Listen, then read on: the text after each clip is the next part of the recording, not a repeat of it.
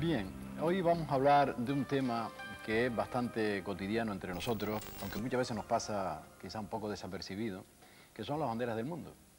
Canarias es una región en la que las banderas de los distintos estados que conforman el mundo están presentes entre nosotros de una manera prácticamente cotidiana. Si usted visita el muelle, se encontrará con que muchos barcos tienen en sus popas las banderas que corresponden a su correspondiente país. Aquí, por ejemplo, tenemos una escena del muelle de La Luz y de Las Palmas, en la que vemos las popas de dos barcos, un barco holandés y un barco inglés, con sus correspondientes banderas. Pero es que si usted se dirige a cualquier zona turística, se encontrará con que los hoteles, los restaurantes y demás colocan banderas, pues por un lado, pues quizá como homenaje a las personas que les visitan, que están allí, pero también como una manera de atraer, puesto que las banderas, pues por su colorido, por ese movimiento prácticamente continuo, pues tienen un atractivo, tienen una manera de llamar la atención de las personas que por allí transitan, ¿verdad? Pero es que además de eso nos encontramos con que cada vez que hay algún acontecimiento tipo Olimpiadas, tipo Expos, etcétera, nos encontramos con que aparecen las banderas del mundo. Pero no solamente eso, también tenemos, cada vez que hay algún acontecimiento tipo futbolístico, como por ejemplo el Mundial, pues nos encontramos con que también los países van siendo reconocidos a través de la bandera. Total y en definitiva, que las banderas son un elemento cotidiano de nuestra cultura. ¿Y hay matemáticas detrás de la bandera?, se preguntará usted. Bueno, pues si permanece atento y no se retira, pues podrá comprobar que efectivamente matemáticas hay también detrás de las banderas. Para empezar por algún sitio, le voy a mostrar algo que lo puede usted tener en cualquier diccionario. Aquí está muy fácil de localizar porque está en la portada. Usted busca en cualquier diccionario las banderas y se encontrará con que las enmarcan en unos rectángulos que son muy atractivos porque ahí colocan los colores que tiene la bandera, pero aquí ya hay un error de partida. Y es que no todas las banderas tienen las mismas dimensiones. Quiero decir que el largo y el ancho de las banderas no en todas son iguales. Resulta que si usted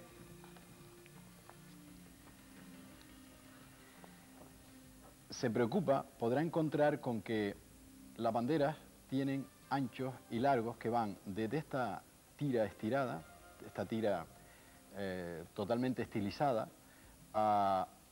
fíjese cómo van evolucionando el largo y el ancho, cómo van evolucionando el largo y el ancho, de tal manera que cada vez se va cuadrando más, ¿ve? El ancho es cada vez mayor, hasta llegar precisamente a tener banderas donde el largo y el ancho son iguales, es decir, que son cuadradas. Así que entonces observe que desde esta tira hasta esta bandera, que es la de Suiza, que es cuadrada, hay nada más y nada menos que 21 modelos de banderas diferentes. Por lo tanto, esa imagen que nosotros vemos de banderas todas iguales ya es falsa, porque las proporciones que tienen las banderas en general son diferentes unas de otras. Por ejemplo, la bandera de España, por cada 3 unidades de largo tiene 2 de ancho. Decimos que es de proporciones 2:3, mientras que la famosa de Inglaterra, esa de la Unión Jack, pues tiene 2 de largo por 1 de ancho nada más. Bien, si penetramos un poco más en este mundo de las banderas, una idea que podrá usted comprobar es que la simetría, que es un elemento de belleza, como todo el mundo sabe, muy popular en nuestra cultura, está presente en muchas banderas. Y el hecho de que esté ausente puede dar lugar a escenas como esta, a que usted alguna vez vea la bandera de Alemania con los colores distribuidos de esta forma. Porque claro, la persona que la ha colocado no sabía que el color negro va por encima, y como la bandera no es simétrica, pues en algunas ocasiones se puede uno encontrar con esta bandera colocada al revés. Hay una leyenda que yo no he leído contrastada con ningún documento, pero es muy curiosa y se la voy a contar muy brevemente. En un país del lejano oriente llamado Laos, tenían una bandera cuya característica está en que tenía 2 elefantes, o un elefante bicéfalo blanco en el centro, era roja con un elefante en el centro. Y un buen día el rey anunció que iba a ir de visita a a una aldea apartada del país, y allí, con esas precipitaciones que siempre ocurren cuando se anuncia precipitadamente una visita de este tipo, el encargado de colocar la bandera, al final, pues sin darse cuenta, la colocó de esta manera. De tal manera que cuando el rey llegó, montó en cólera porque ese era un símbolo sagrado, dijo que eso no podía ser y había que corregirlo. Entonces llamó a sus matemáticos, a sus ministros, a sus sabios y les dijo que trataran de corregir esa cuestión. Y esto lo corrigió. Al poco tiempo aparecieron sus ministros con una propuesta de bandera donde el elefante había sido sustituido por un punto blanco, de tal forma que y el resto de la bandera era simétrico, de tal forma que a partir de ese momento lo mismo daba izarla de una manera que de otra, porque ya no había problema con que el elefante apareciera con las patas hacia arriba. Bueno, esta es una leyenda, como digo, que no tiene ninguna fiabilidad de que sea veraz, pero nos sirve para introducirnos en ese tema de las simetrías. Porque si usted observa las banderas del mundo, aquí tenemos una colección de ellas, podrá comprobar cómo la simetría aparece con una frecuencia, como le decía, inusitada. Porque observe, aquí tenemos el eje de simetría de estas banderas, que lo he colocado encima a través de esta transparencia. Observe cómo aparece una simetría horizontal, todas estas banderas nórdicas, en Rumanía, en Barbados tiene este eje vertical. La de Alemania no tiene simetría horizontal, como decíamos antes, pero sí vertical. Aquí tenemos la de Laos con las dos simetrías, Nigeria, etcétera, ¿verdad? Es decir, que la simetría se encuentra presente en muchísimas banderas del mundo de una manera bastante abultada, porque hay un 30 y pico % de banderas que tienen la simetría totalmente limpia. Pero luego nos encontramos con que algunas banderas, como por ejemplo, voy a acercarme ya al póster que tenemos aquí, algunas banderas como por ejemplo esta de Liechtenstein, como ve, es prácticamente simétrica. La simetría no la tiene porque hay una carga, que es como se llama en vexilología este elemento, que es la corona ducal, que hace que la simetría no sea perfecta, pero si le quitásemos la carga, la simetría sería perfecta. De tal forma que podemos afirmar que hay casi un 70% de las banderas del mundo que tienen simetría en su diseño. Por lo tanto, la simetría, que es un elemento matemático muy importante, como usted sabe, pues se encuentra en casi las 3/4 partes de las banderas del mundo. Podríamos seguir profundizando en este asunto de las matemáticas y las banderas, y podemos ahora, o voy a entrar a ver cómo se distribuyen los colores de las banderas a lo largo y ancho del mundo. Curiosamente, el número de colores con los que trabajan las banderas no es exageradamente alto, hay un número escaso de colores. Y cuando uno se pone a estudiar cómo se distribuyen, es decir, cuál es el color, cuáles son las banderas que tienen un solo color, banderas que tienen 2 colores, banderas que tienen 3 colores, etcétera, nos encontramos con que la mayor parte de las banderas, tienen 3 colores, son banderas tricolores. Porque curiosamente, bandera con un solo color, en el mundo solo hay una. Es la bandera de Libia, que es verde, tiene el campo totalmente verde, sin nada que le perturbe, es la única bandera del mundo que tiene un solo color. Hay otras, como por ejemplo la de Marruecos, que efectivamente tiene un solo color también, pero tiene un escudo en verde encima, pero así limpia solamente hay una. Banderas bicolores, es decir, banderas que tengan 2 colores, hay un 12%, pero banderas que tienen 3 colores hay casi la mitad de las banderas. Si ahora nos ponemos a estudiar cómo se distribuyen los colores en las distintas partes del mundo e incluso en el mundo, pues nos encontramos con que hay casi un 70% de las banderas que tienen el color rojo, de tal manera que el color rojo se convierte en el color más abundante entre los colores que tienen las banderas del mundo. Le sigue el color blanco, luego el azul, luego el verde, luego el amarillo, etc.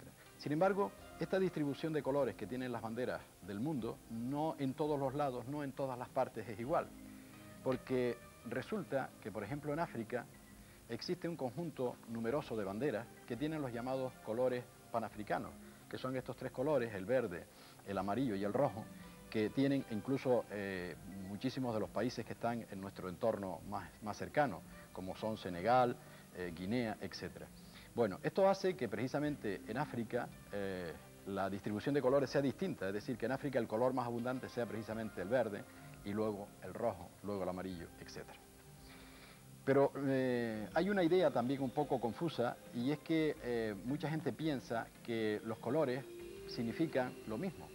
Por ejemplo, cuando alguien habla de que una bandera tiene el color rojo, no, eso se debe a la lucha, a la sangre derramada. No, no, no, ese es un error, puesto que los colores en las banderas no siempre significan lo mismo. El color rojo, por ejemplo, significa sangre derramada en Armenia, Burundi, Chad, Chile, Ghana o Guinea-Bissau. Pero, por ejemplo, en Cabo Verde significa camino del progreso. En Argelia y Francia significa la libertad. En Gambia significa la sabana. Es decir, que el color rojo no siempre significa eso. El color verde, por ejemplo, en los países islámicos, pues significa, tiene el simbolismo de representar el Islam. El color amarillo puede ser la riqueza mineral, o puede ser el sol, o puede ser la paz, o puede ser recursos naturales, o pueden ser las playas, etc. Y otra idea interesante a estudiar con las banderas, desde el punto de vista donde puede introducir también matemáticas, es el tema de los diseños. Resulta que tenemos un conjunto de diseños bastante variados que se pueden, por ejemplo aquí, aparecen banderas donde hay franjas horizontales, franjas verticales, dibujos, formas triangulares, aparecen, por ejemplo, esta que es que tiene un diseño bastante original. Es decir, que el tema de los diseños también es un tema susceptible de ser estudiado en el mundo de las banderas. Bien, pues como ve, en un tema, en unos materiales, en unos elementos tan cotidianos como tenemos en nuestro entorno, que son las banderas, podemos encontrar matemáticas que, por supuesto, usted puede profundizar más y seguir encontrando más elementos, porque podemos pensar en, por ejemplo, figuras que aparecen, rectángulos, trapecios, círculos, etc. Y hay otro asunto que también es interesante en el mundo de las banderas, que es la astronomía.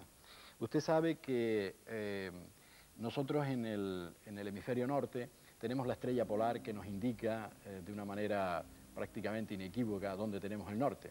Sin embargo, en el hemisferio sur no existe una estrella como la polar que le indique a los habitantes de esa zona cómo orientarse para encontrar el sur, pero sí existe una constelación que es la Cruz del Sur, que uno de sus brazos le marca a las personas de esa zona dónde está el sur. Y algunas naciones de esa zona, del hemisferio sur, han llevado esa constelación a su bandera. Es el caso, por ejemplo, de Australia, donde vemos cómo efectivamente aquí aparece la Cruz del Sur. Es el caso también de Nueva Zelanda, el caso también de Papúa Nueva Guinea, donde también aparece la Cruz del Sur. Sin embargo, aquí tenemos Nueva Zelanda. Sin embargo, curiosamente, ninguna bandera del hemisferio norte tiene en todo su campo, tiene nada parecido ni a la estrella polar, por supuesto, ni a la Osa Mayor, que es, como es sabido, la constelación que nos permite localizar la estrella polar. Lo que sí le puedo decir, como dato curioso, es que casi el 50% de las banderas del mundo tienen algún elemento astronómico en su campo. Puede ser una estrella, puede ser una luna, una media luna, el sol aparece con mucha frecuencia, bueno, con cierta frecuencia y en distintos modos en banderas del mundo.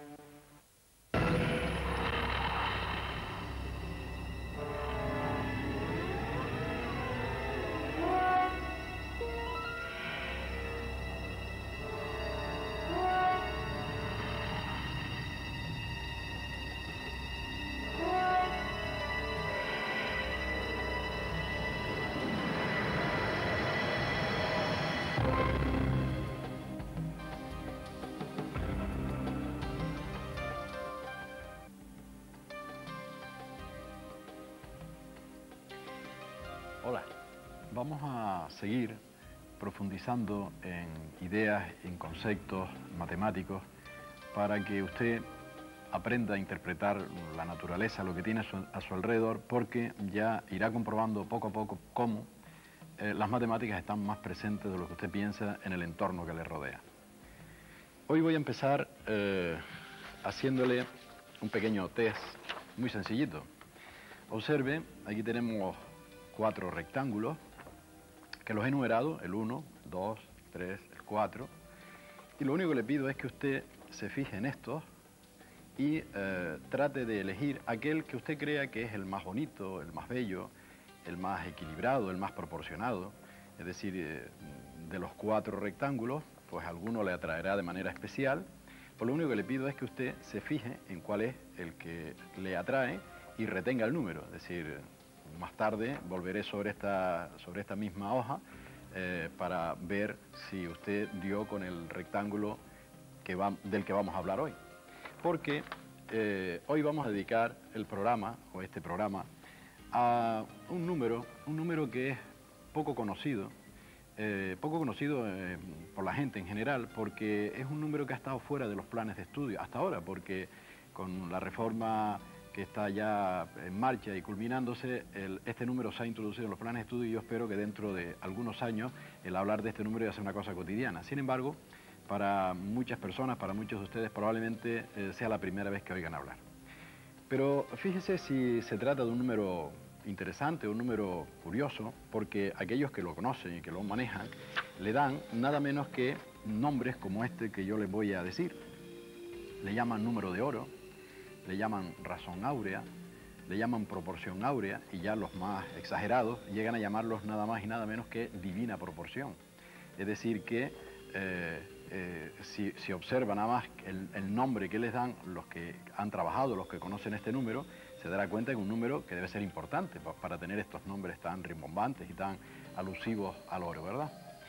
Bien, pues este número, aunque usted no se lo crea, es un número que lo tiene usted pues casi seguro en su bolsillo, porque las tarjetas de crédito, por ejemplo, tienen una forma que no es caprichosa. Alguien puede decir, hombre, pues debe ser un rectángulo cualquiera. Pues no, este rectángulo es un rectángulo áureo. Y yo tengo aquí un artilugio, que es este, que luego le explicaré cómo puede usted construir el suyo, por el que yo puedo saber si este rectángulo es áureo o no. Me basta con hacer lo siguiente. Ve que es una especie de compás, un extraño compás, que se llama también compás áureo, la parte de las patas pequeñas la hago coincidir, la abro hasta hacerla coincidir con esta parte pequeña del rectángulo de la tarjeta, y la mayor vemos cómo coincide con las otras patas del compás, ¿verdad? Entonces yo digo que este es un compás áureo. Fíjese, todas estas tarjetas de crédito y de otras cosas, pero por ejemplo también es áureo, no sé si usted lo sabía, los tickets de los bonos estos de la TICSA también, ¿ven? Utilizando este mismo artilugio, vemos cómo efectivamente encajan perfectamente la parte estrecha con la parte larga. Así que este es el rectángulo áureo. Esto es un rectángulo áureo. Todos estos que están aquí son rectángulos áureos. No piense de todas maneras que todos los rectángulos son áureos. Por ejemplo, yo tengo aquí unos rectángulos, por ejemplo este, donde voy a hacer el mismo test, ¿verdad? Aquí tengo la parte estrecha con la parte estrecha de mi compás y veo cómo no llega este compás. Este rectángulo evidentemente no es áureo, como tampoco lo es este, porque fíjese que si pongo la parte estrecha y luego la parte ancha, esto se alarga, es mayor. Este no es áureo. Estos dos no son áureos, en cambio todos estos que están aquí sí que son áureos. Bueno, pues ya sabemos que hay, por tanto, unos rectángulos que son familiares. Ya le decía yo que los tenía muy cerca, porque además también le tengo que decir que el carnet de identidad, este que tenemos todos, así que fíjese usted si lo tiene cerca o no, este también es áureo. Utilizando este mismo test, fíjese, también tiene dimensiones áureas. Es decir, que este rectángulo que tiene usted en su bolsillo, en su cartera permanentemente, también es un rectángulo áureo. Por lo tanto, se trata de un elemento, como ve, sumamente cotidiano. Procedo ahora a explicarle cómo se construye un rectángulo áureo, que además es una forma que viene ya de la época de los griegos, es decir, que es una forma de construir el rectángulo áureo muy antigua, y además con la construcción vamos a matar, como si dijéramos, 2 pájaros de un tiro. Por un lado le voy a decir cómo se construye, pero por otro lado va usted a saber cuánto vale ese famoso número de oro. Vamos a ver. Necesito que me acompañe con su imaginación porque yo voy a pintar una figura que usted se va a creer que es lo que yo digo. Lo que voy a hacer es pintar un cuadrado. Vamos a ver. Pongo toda mi voluntad para que esto sea un cuadrado. Se trata de un cuadrado que usted, por supuesto, en su casa lo hará con regla y con compás, todo lo que le voy a decir para que le salga perfecto. Y ahora, marque el punto medio de este lado. Así que un cuadrado y el punto medio de este lado. A continuación, trace esta línea. ¿Bien? Es decir, trazamos la línea que va desde el vértice hasta ese punto medio que teníamos marcado aquí. Bien, ahora prolonga este lado hacia allá y deja caer esto como con un compás.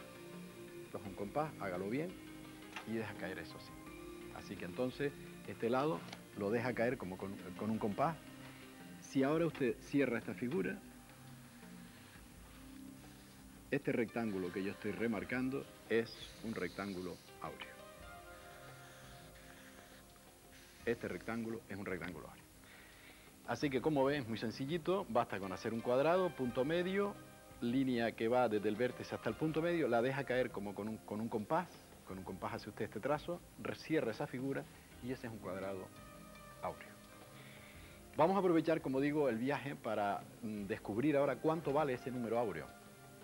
Para ello voy a hacer unos pequeños cálculos que a lo mejor le parecen un poco complicados, no se preocupe. Me basta con que se quede con el resultado final, es decir, los cálculos intermedios, si los entiende bien, mejor, si tiene algo de estudios lo va a entender enseguida, pero si no, se queda con el resultado final. Para hacer estos cálculos voy a suponer que el lado del cuadrado vale 1, este lado vale 1. Por lo tanto, como este era el punto medio, pues esto valdrá 1 medio y esto valdrá 1 medio, ¿verdad? Un pequeño cálculo nos lleva a que este trocito que yo había marcado aquí, esta línea que iba desde el vértice hasta el punto medio, vale raíz de 5 partido por 2, es aplicar el teorema de Pitágoras en este triángulo rectángulo.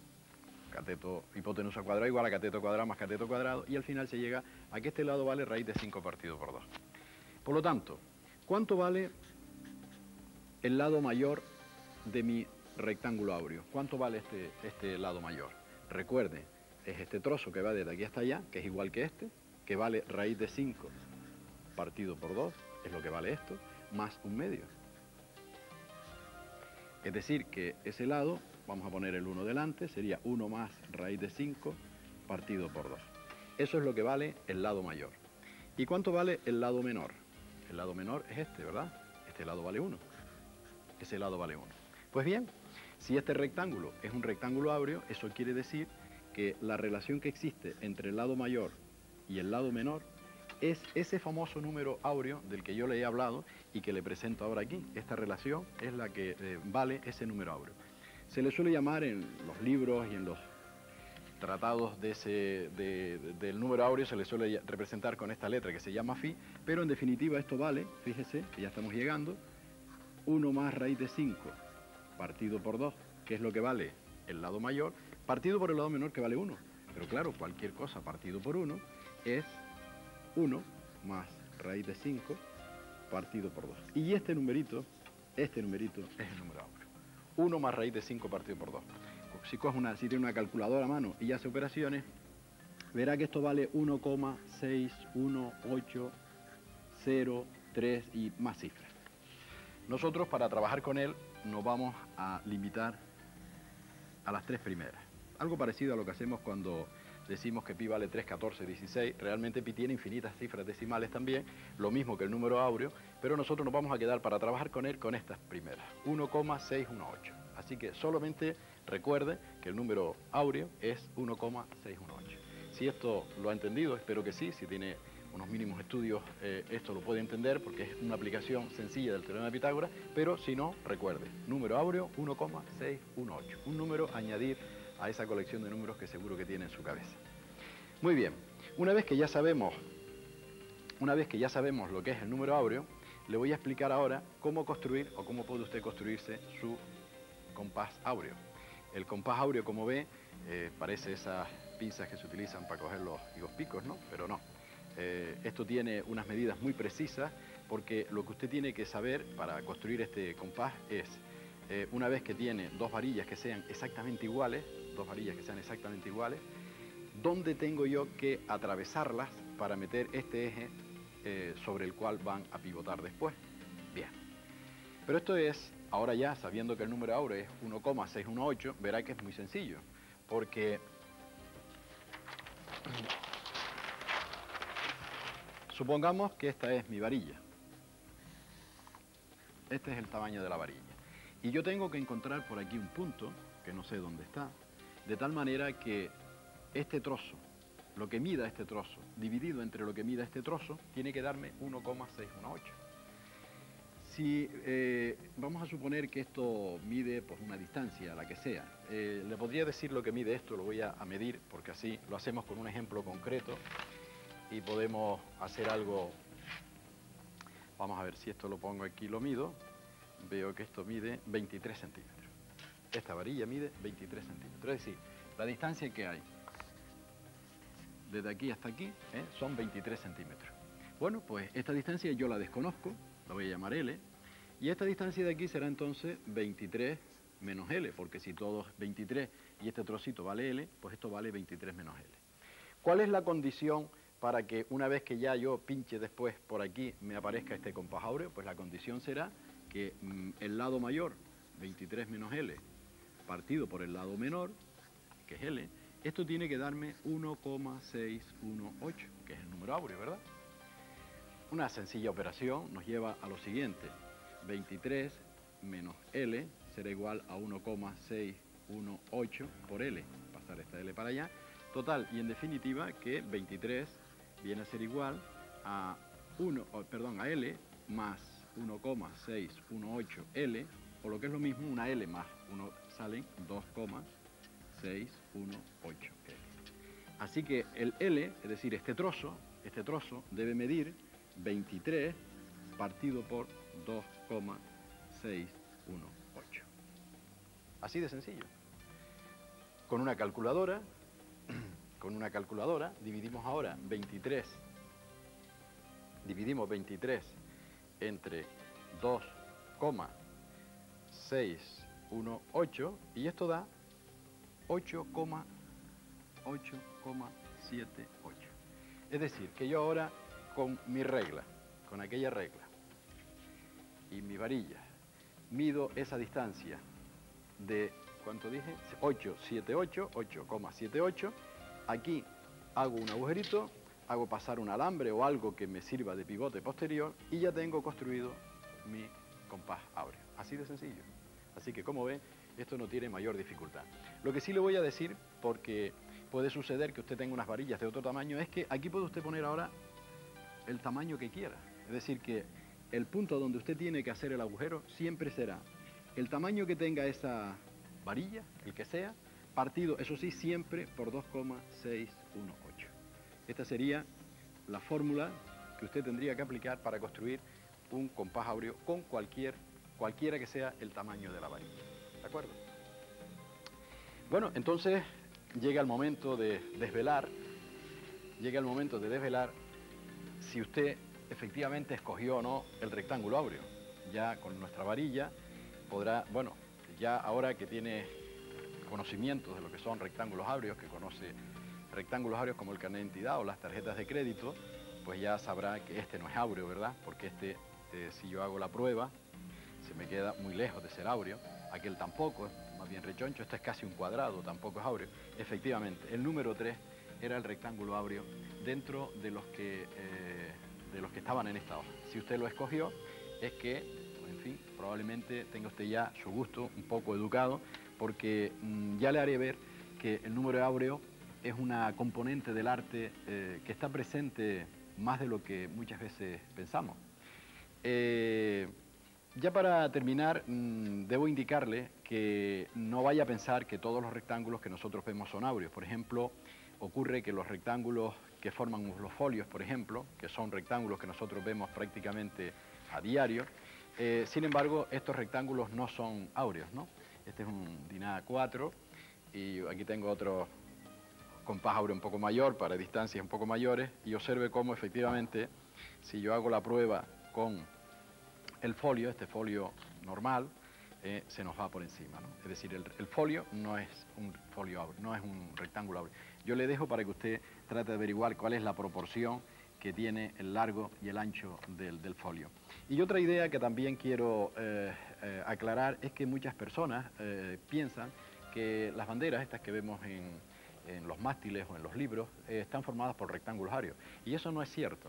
Ya yo he explicado que las banderas tienen unas proporciones, es decir, su largo y su ancho tienen unas proporciones que son variables, es decir, van desde esta tira estilizada que forma la bandera de Qatar, que es un país del Golfo Pérsico, ven qué estilizada es, van aumentando las proporciones hasta llegar a la bandera cuadrada, ¿verdad? Bueno, pues las que más se acercan al número áureo son las banderas de Finlandia y Vanuatu, que es un país del Océano Pacífico, que miden 1,61 periódico, y la de Guatemala, Palau, Polonia y Suecia, que tienen de proporción 5,8, es decir, 0,625. Las demás se alejan bastante, algunas, del número áureo.